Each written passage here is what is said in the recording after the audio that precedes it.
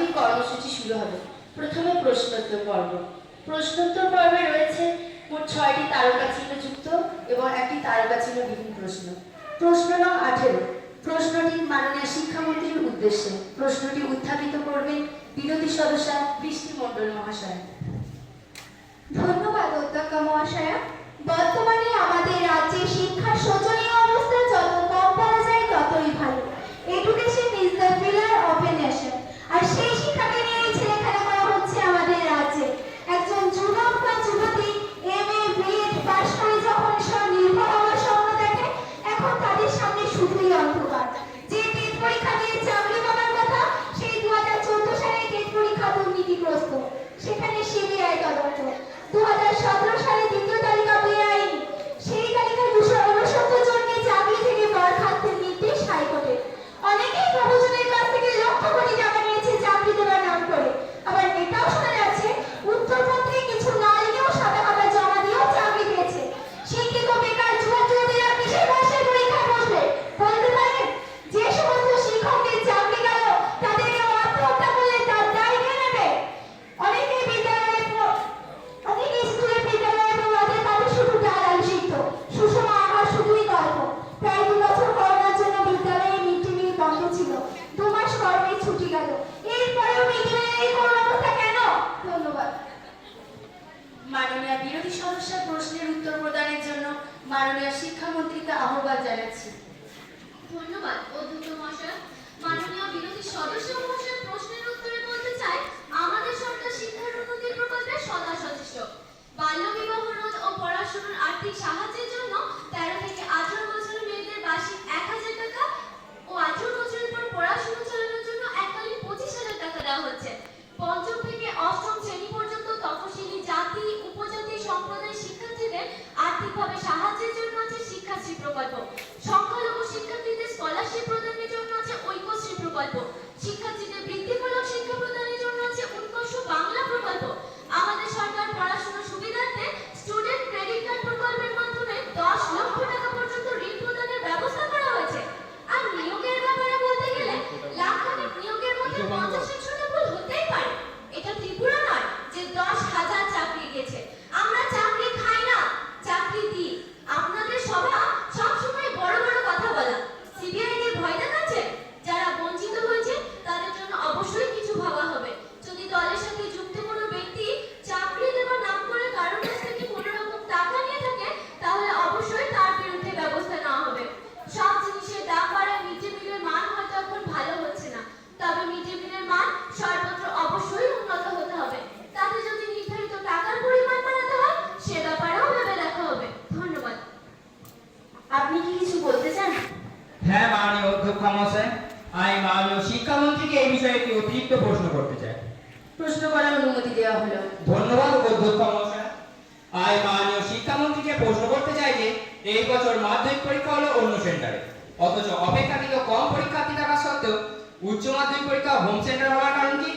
আর এই হোম সেন্টারের সুযোগকে কাজে লাগিয়েছে কম বেশি সমস্ত বিদ্যালয়ের ছাত্রছাত্রীরা, যার প্রতিফলন লক্ষ্য করা যায় ফল প্রকাশের মেধা তালিকায়, যেখানে দেখা গেছে কোনো এক বিদ্যালয়ের 22 জন ছাত্রছাত্রী স্থান পায় প্রথম 10-এ।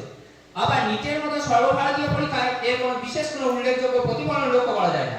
আবার কলেজের অনলাইন পরীক্ষায় দেখা গেছে ছাত্রছাত্রীরা বই থেকে অথবা মোবাইল থেকে তাদের প্রশ্নের উত্তর দিচ্ছে।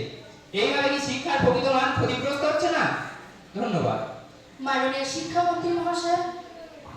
মাননীয় বিরোধী সদস্য হয়তো বর্তমান পরিস্থিতি সম্পর্কে সচেতন নয়। করোনা অতিমারির জন্য 2021 সালে উচ্চ মাধ্যমিক পরীক্ষা হয়নি। এবার আবারও যাতে পরীক্ষা ভেস্তে না যায়, সেজন্য হোম সেন্টারের ব্যবস্থা করা হয়, যাতে ছাত্রছাত্রীরা বাড়ির কাছাকাছি চিন্তামুক্ত হয়ে চেনা পরিবেশে পরীক্ষা দিতে পারে।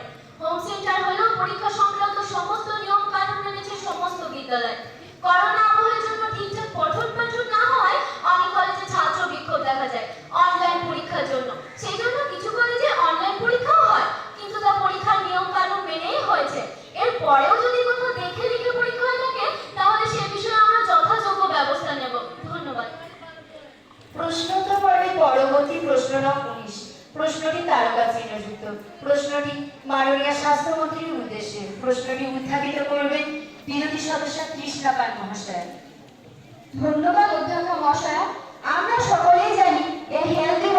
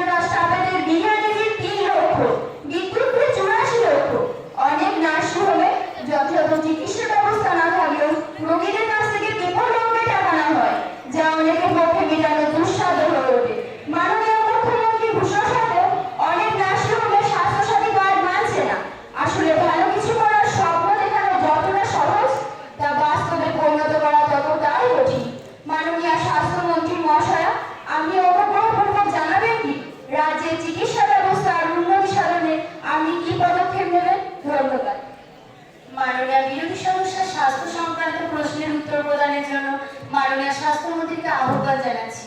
ধন্যবাদ অধ্যক্ষ মহাশয়। ডক্টর বিধানচন্দ্র রায় চিকিৎসা ব্যবস্থায় যে উন্নতি করেছিলেন তা অনেকটাই থমকে যায় আমাদের আগের আমলে। রাজ্যের স্বাস্থ্য ব্যবস্থা যেন জমালয়ে ছিল। রাজ্যের পালা বদলের পর চিকিৎসা ক্ষেত্রে আধুনিক প্রযুক্তির ব্যবহার শুরু হয়েছে। প্রত্যেক হাসপাতালে বেডের সংখ্যা বাড়ানোর পাশাপাশি পর্যাপ্ত সংখ্যক ডাক্তার ও নার্স নিয়োগ করা হয়েছে। হেলথ ইজ ওয়েলথ এই তত্ত্বকে সামনে রেখে আমরা কাজ করি। জেলায় জেলায় সুপার স্পেশাল হাসপাতাল গড়ে তুলছি। নার্সিংহোমে বিলের অঙ্কনে মাত্রায় হারে বেড়ে চলেছে, সেদিকেও বিশেষ নজর রাখা হচ্ছে। চিকিৎসা নামের ব্যবসা চলবে না, কারণ পোস্টমার্টম কারণ সর্বনাশ যাতে না হয় সেদিকটাও বিশেষ নজর রাখা হচ্ছে। স্বাস্থ্যবিধি কাজ যাতে সর্বত্র ব্যাহত হয় সেদিকটাও দেখা হচ্ছে। চিকিৎসকদের আপ্রাণ চেষ্টার পরেও দু একটি মৃত্যুর ঘটনা ঘটে থাকে। তবে প্রতিটি মৃত্যুই দুঃখজনক। প্রতিটি প্রাণীর মূল্যই আমাদের কাছে আছে। তাই মৃত্যু নিয়ে বিরোধী দলদের রাজনীতি বন্ধ করা উচিত। হাসপাতাল যাতে উন্নত হয় সেদিকটাও বিশেষ নজর রাখা হচ্ছে। পশুপতি মহিলাদের হাসপাতালে পৌঁছানোর জন্য অ্যাম্বুলেন্স পরিষেবা আছে মাতৃযান প্রকল্পের অধীনে। দরিদ্র পরিবারের 12 বছরের কম বয়সী শিশুদের হার্টের অস্ত্রোপচার বিনামূল্যে করার ব্যবস্থা আছে শিশু সাথী প্রকল্পের অধীনে। এরপরেও চিকিৎসা যাতে কোনো রকমের অবহেলা না হয় সেদিকটাও বিশেষ নজর রাখা হচ্ছে। ধন্যবাদ। প্রশ্নোত্তর পর্বের পরবর্তী প্রশ্ন নং 20। প্রশ্নটি তারকা চিহ্নযুক্ত। প্রশ্নটি মাননীয় স্বরাষ্ট্রমন্ত্রীর উদ্দেশ্যে। প্রশ্নটি উত্থাপিত করবেন বিরোধী সদস্য রিপি পাল মহাশয়। ধন্যবাদ অধ্যক্ষ মহাশয়া। রাজ্যে নিরাপত্তা ব্যবস্থা এতটাই দুর্বল যে রাজ্যের বিভিন্ন প্রান্তে প্রতিনিয়ত দুর্ঘটনা ঘটেই চলেছে। গ্রাম থেকে শহরে খুন, ধর্ষণের মতো ঘটনা বেড়েই চলেছে। কোথাও কোনো দাঙ্গা লাগলে পুলিশকে অনেক সময় ছোট জগন্নাথ হয়ে দাঁড়িয়ে থাকতে হয়। শাসক দলের ছত্রছায়ায় অনেক আসামি ঘুরে বেড়ায় বুক ফুলিয়ে। সেখানে পুলিশ শুধুই নীরব দর্শক। কখনো বিরোধী দলের নেতা কর্মী, আবার কখনো শাসক দলের নেতা কর্মীদেরও খুন হতে হয়, অথচ পুলিশ সব আটকাতে পারে না। মুখ্যমন্ত্রী ঘোষণা করে অনেক জায়গায় বেআইনি অস্ত্র বোমের হদিশ পাওয়া যাচ্ছে, যেন আমাদের রাজ্যটি ভারতের স্তূপের উপর দাঁড়িয়ে আছে। বীরভূমের রামপুরহাটের কাছে কিছু বাড়িতে আগুন লাগে দেওয়া হলে মহিলা ও শিশু সমেত 10 জন পুড়ে মারা যায়। পুলিশ সচেতন থাকলে এই ধরনের ঘটনা এড়ানো যেত। রাস্তার ধারে পুলিশের গাড়ি লাগিয়ে বিনা রসিদের হাত পেতে টাকা নাও কবে বন্ধ হবে? লক্ষ্য বিরোধী ভঙ্গ করতে তাহলে সাধারণ মানুষ যাবে কোথায়? যে রাজ্যে পুলিশ নিজেদের মাঝে টেবিলের তলায় আশ্রয় নেয় তাদের কাছে সাধারণ মানুষ আর কি বা আশা করতে পারে? কলকাতার একজন পুলিশ কনস্টেবল হঠাৎ এলোপাথারি গুলি করতে থাকে, ফলে একজন পথচারীর মৃত্যু হয়। পরে ওই কনস্টেবল নিজেকে হত্যা করে। পুলিশের নিজেদের উপর যদি নিয়ন্ত্রণ না থাকে তাহলে সাধারণ জনগণকে সুরক্ষা দেবে কিভাবে? স্বরাষ্ট্রমন্ত্রী মহাশয় নিকট আমার প্রশ্ন, রাজ্যের এই পুলিশি নিষ্ক্রিয়তা কমাতে আপনি কি ভূমিকা গ্রহণ করতে চলেছেন? ধন্যবাদ। মাননীয় বিরোধী সদস্যের প্রশ্নের উত্তর প্রদানের জন্য মাননীয় স্বরাষ্ট্রমন্ত্রীকে আহ্বান জানাচ্ছি। ধন্যবাদ অধ্যক্ষ মহাশয়। মাননীয় বিরোধী সদস্য আসলে আমাদের সরকারের দুর্নাম করার জন্য তার মন করা কথা বলছে। বেঙ্গল পুলিশ বা কলকাতা পুলিশ বলুন, তারা তাদের কাজ যথাযথভাবেই পালন করে। ওরা সঠিকভাবে কাজ করে বলেই আমরা নিশ্চিন্তে ঘুমাতে পারি। দু একটি ব্যতিক্রমী ঘটনা যে ঘটে না তা নয়। কোনো পুলিশ কর্মী যদি নিজের দায়িত্ব অবহেলা করেন বা দোষী সাব্যস্ত হন তাহলে তার বিরুদ্ধে যথাযথ ব্যবস্থা গ্রহণ করা হবে। তবে সাধারণ জনগণকে সচেতন থাকতে হবে, আইন কখনোই নিজেদের হাতে তুলে নেওয়া উচিত নয়। অনেক সময় অনেক পুলিশ কর্মী গুরুতরভাবে আহত হন সাধারণ জনগণের দ্বারা, যেটা কখনোই কাম্য নয়। মনে রাখতে হবে তারাও আমাদের মতন সাধারণ মানুষ। টোল ফ্রি নাম্বার 100-তে ডায়াল করলে পুলিশের সহযোগিতা পাওয়া যায়। রাজ্যের অধিকাংশ গুরুত্বপূর্ণ জায়গায় সিসিটিভি বসানো হয়েছে, যার ফলে অপরাধের সংখ্যা কমেছে। আর কেউ অপরাধ করলে তা শনাক্ত করতেও সুবিধা হয়েছে। আমাদের পুলিশ প্রশাসন সর্বদাই সক্রিয় আছে যে কোনো রকম দুর্ঘটনা প্রতিরোধ করতে। ধন্যবাদ। প্রশ্নোত্তর পর্বের পরবর্তী প্রশ্ন নং 21। প্রশ্নটি তারকা চিহ্নযুক্ত। প্রশ্নটি মাননীয় পরিবহন মন্ত্রীর উদ্দেশ্যে। প্রশ্নটি উত্থাপিত করবেন বিরোধী সদস্য সুমা ঘোষ মহাশয়। ধন্যবাদ অধ্যক্ষ মহাশয়। আমাদের রাজ্যে সড়ক দুর্ঘটনা এখন একটি নিত্য বিষয় হয়ে দাঁড়িয়েছে। এর জন্য রাস্তার খারাপ অবস্থা যেমন দায়ী, তেমনি আনফিট যানবাহন ও লাইসেন্সবিহীন ড্রাইভারদের রেজিস্ট্রেশনও অনেক অংশে দায়ী। আর এই সব দুর্ঘটনার জন্য প্রাণ হারান পথ চলতি সাধারণ মানুষ বা নিত্যযাত্রী। পুরনো যেসব বাস, ট্রাক, গাড়ি থেকে বিষাক্ত কালো ধোঁয়া নির্গত হয়, সেই গাড়িগুলো ঠিকমতো চেক আপ হয় কি? পাহাড়ি এলাকার অনেক রাস্তা এখনো সংকীর্ণ, রেলিংবিহীন। সেই সব রাস্তায় প্রায় দুর্ঘটনা ও প্রাণহানি ঘটে থাকে।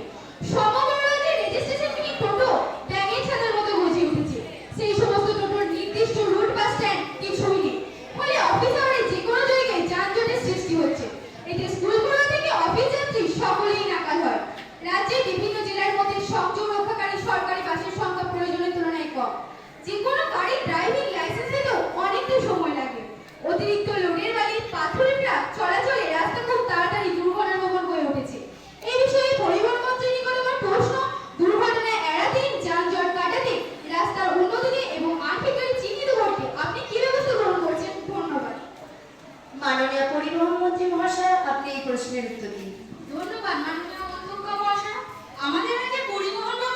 যথেষ্ট উন্নত মানের।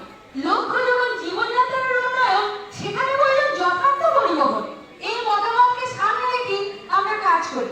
প্রতি বছরই সমস্ত গাড়ি চেক করা হয় ও আনফিট গাড়ি বাতিল করা হয়। প্রতিটি জেলার পুলিশ নিয়মিত সব গাড়ির ড্রাইভিং লাইসেন্স ও রেজিস্ট্রেশন চেক করে।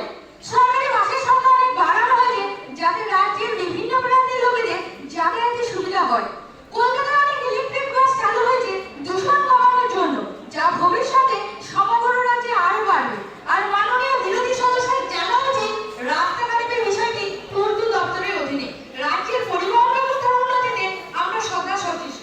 ধন্যবাদ। মাননীয় অধ্যক্ষ মহাশয়, মাননীয় স্বরাষ্ট্রমন্ত্রী মহাশয় এই সবার আলোচনায় মনোনিবেশ না করে তিনি ওনার মোবাইলে ব্যস্ত। উনি কি আদৌ সাধারণ জনগণের কথা ভাবেন? মাননীয় স্বরাষ্ট্রমন্ত্রী মহাশয়, আপনি সবার আলোচনায় মনোনিবেশ করুন। আমি দুঃখিত মাননীয় অধ্যক্ষ মহাশয়া। প্রশ্নোত্তর পর্বে পরবর্তী প্রশ্নটি মাননীয় মুখ্যমন্ত্রীর উদ্দেশ্যে। প্রশ্নটি উত্থাপিত করবেন বিরোধী দলনেত্রী কোয়েল ঘোষ মহাশয়। ধন্যবাদ অধ্যক্ষ মহাশয়। ভাবতেও অবাক লাগে, স্বামী বিবেকানন্দ বিশ্বভাষীর বাংলার অগ্রগতির চাকা যেন হঠাৎ করে থমকে গেছে। আমাদের স্বাধীন রাজ্য নৈরাজ্যে পরিণত হয়েছে।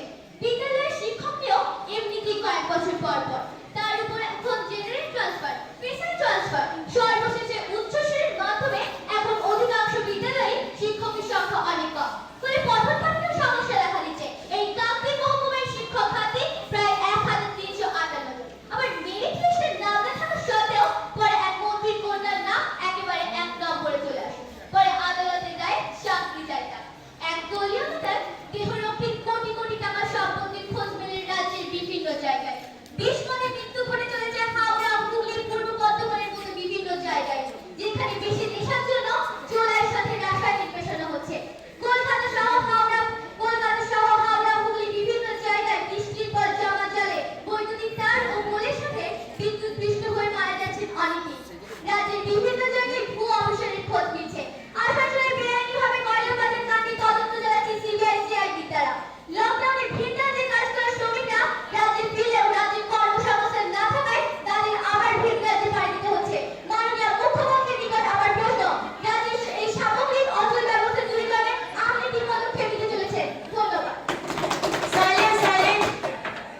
মাননীয় বিরোধী সদস্যের প্রশ্নের উত্তর প্রদানের জন্য মাননীয় মুখ্যমন্ত্রীকে আহ্বান জানাচ্ছি। ধন্যবাদ অধ্যক্ষ মহাশয়।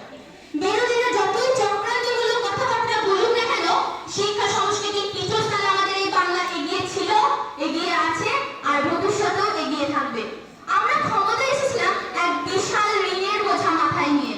নানা প্রতিবন্ধকতা কাটিয়ে আমরা এগিয়ে চলেছি স্বমহিমায়। আমাদের দলে যথেষ্ট শৃঙ্খলা আছে।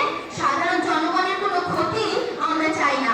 বিরোধী দলগুলো নিজেদের মধ্যে মারামারি করে আর বদনাম করে আমাদের সরকারে, কিন্তু এইভাবে তো সাধারণ জনগণকে বোকা বানানো যায় না।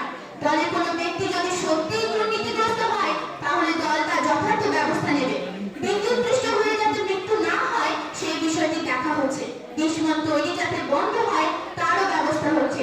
জনসাধারণের জন্য আমরা গতিধারা প্রকল্প, সুফল বাংলা প্রকল্প, খাদ্য সাথী প্রকল্প, স্নেহালয় প্রকল্প, মুক্তির আলো প্রকল্প, সমগাথী প্রকল্পগুলোর কথা উল্লেখ করতেই হয়। আমরা সবসময় চাই আমাদের রাজ্যের লোক ভিন রাজ্যে না গিয়ে এই রাজ্যে থেকেই জীবিকা নির্বাহ করুক। আর তার জন্য আমরা কর্মতীর্থ প্রকল্প, জাগো প্রকল্প, কর্মসাথী প্রকল্প, সবলা প্রকল্প, বন্ধু প্রকল্প ইত্যাদি চালু করেছি। এই বাংলা আমার কাছে মায়ের মতন। এই মা মাটি মানুষের উন্নতি প্রকল্পে আমরা সদা সক্রিয়। ধন্যবাদ। প্রশ্নোত্তর পর্বের শেষ প্রশ্নটি মাননীয় স্বাস্থ্যমন্ত্রীর উদ্দেশ্যে। প্রশ্নটি তারকা চিহ্নবিহীন, তাই প্রশ্নটির উত্তর লিখিত আকারে জমা দেওয়া যেতে পারে। প্রশ্নটি উত্থাপিত করবেন বিরোধী সদস্য তৃষ্ণা পান মহাশয়। ধন্যবাদ মাননীয় অধ্যক্ষ মহাশয়। মাননীয় স্বাস্থ্যমন্ত্রীর নিকট আমার প্রশ্ন, প্রতি বছর শহর থেকে গ্রামে প্রচুর লোক মশাবাহিত বিভিন্ন রোগ যেমন ম্যালেরিয়া, ডেঙ্গুতে মারা যায়। এ বিষয়ে মাননীয় স্বাস্থ্যমন্ত্রী মহাশয় কি ভূমিকা নিতে চলেছে? মাননীয় স্বাস্থ্যমন্ত্রী মহাশয়। মাননীয় অধ্যক্ষ মহাশয়, যেহেতু প্রশ্নটি তারকা চিহ্নবিহীন, তাই আমি এই প্রশ্নের উত্তর সবাই যথাসময়ে লিখিত আকারে পেশ করব। ধন্যবাদ। প্রশ্নোত্তর পর্ব এখানেই শেষ হলো। সভার পরবর্তী কর্মসূচি মুলতবি প্রস্তাব উত্থাপন পর্ব।